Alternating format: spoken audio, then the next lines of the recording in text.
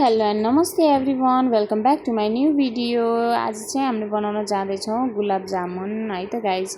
र गुलाब जामुन बनाउनको लागि चाहिँ सुरुमा मैले पसलबाट चाहिँ एउटा गुलाब जामुनको प्याकेट चाहिँ लिएर आएँ। त्यसपछि त्यसलाई काटेर राम्रोसँग सफा प्लेटमा चाहिँ खनाएँ। अब यसलाई मिक्स गर्नको लागि चाहिँ हामीले युज गर्छौँ दुध। हेर्न सक्नुहुन्छ मैले आज चाहिँ आधा कप दुध लिएँ।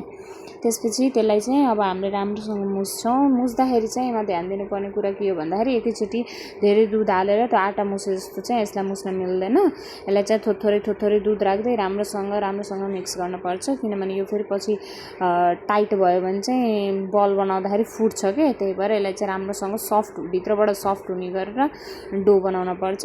त्यही भएर चाहिँ हामीले थोरै दुध हाल्दै राम्रोसँग चाहिँ मिक्स गर्छौँ। यो टाइट भइसकेपछि पनि अझै मिक्स गर्दै थोरै दुध हाल्दै मिक्स गर्दै थोरै दुध हाल्दै मिक्स गर्दै गर्नु होला है गाइज, यहाँ भिडियोमा देखाए जसरी। अनि त्यसपछि मैले पनि राम्रोसँग थोरै दुध हाल्दै मिक्स गर्दै फेरि त्यसलाई डो बनाउँदै फेरि दुध हाल्दै मिक्स गर्दै गरेर चाहिँ यतिको डो बनाएँ है गाइजहरू। हेर्न सक्नुहुन्छ कति सफ्ट भएको छ। अब चाहिँ यसलाई चाहिँ हामीले यतिकै छोड्न मिल्दैन। एकछिन चाहिँ यसलाई 5 मिनट जति सुती कपडालाई चिसो बनाएर 5 मिनट छोडिदिनु होला। अब चाहिँ 5 मिनट भइसकेपछि हेर्न सक्नुहुन्छ सफ्ट छ यो। त्यो पानीले गर्दा चाहिँ हल्का फेरि त्यो उस भएको छ। यसलाई चाहिँ अझै एकछिन मजाले मिक्स गर्नु होला। यसलाई चाहिँ जति हजुरले मिक्स गर्यो त्यति चाहिँ राम्रो बन्छ यो बल। त्यो हामीले फ्राई गर्दाखेरि चाहिँ फुट्दैन कि। यदि हजुरहरूले धेरै मिक्स गर्नु भएन, अलिअलि मात्रै गरेर राख्नुभयो भने चाहिँ पछि त्यो फ्राई गर्ने बेलामा चाहिँ सबै फुट्छ।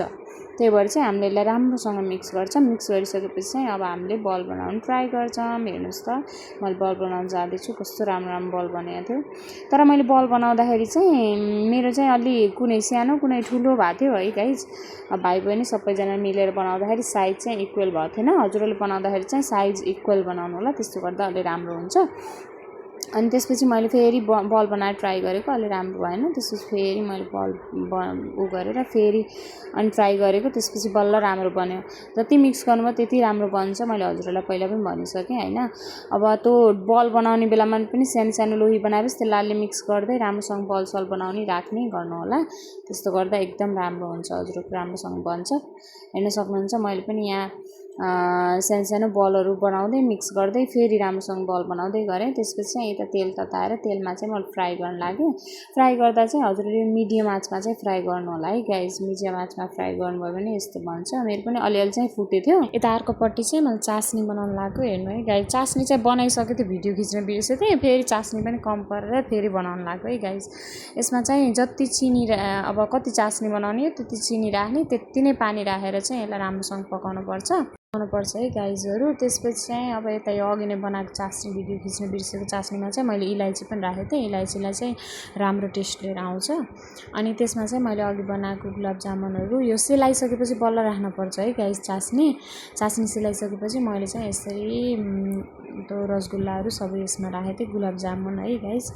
अनि त्यसमा राखेर अलि बेरसम्म छोडिदिनु भयो भने चाहिँ त्यो चास्नीहरू सबैले एब्जर्ब गर्छ, भित्रैसम्म जान्छ के। त्यसपछि चाहिँ एकदम मिठो हुन्छ। यो चाहिँ हजुरहरूले अर्को दिन राख्नुभयो र अर्को दिन खानुभयो भने चाहिँ अझै मिठो हुन्छ, किनकि त्यो भित्रसम्म रस बस्छ नि त। त्यही भएर त्यसपछि चाहिँ यसलाई इन्जोय गर्ने ल है त गाइजहरू। हजुरहरूले पनि बनाएर इन्जोय गर्नु होला। मेरो भिडियोलाई लाइक, कमेन्ट, सेयर, सब्सक्राइब गरिदिनु होला है गाइज। ल बाई।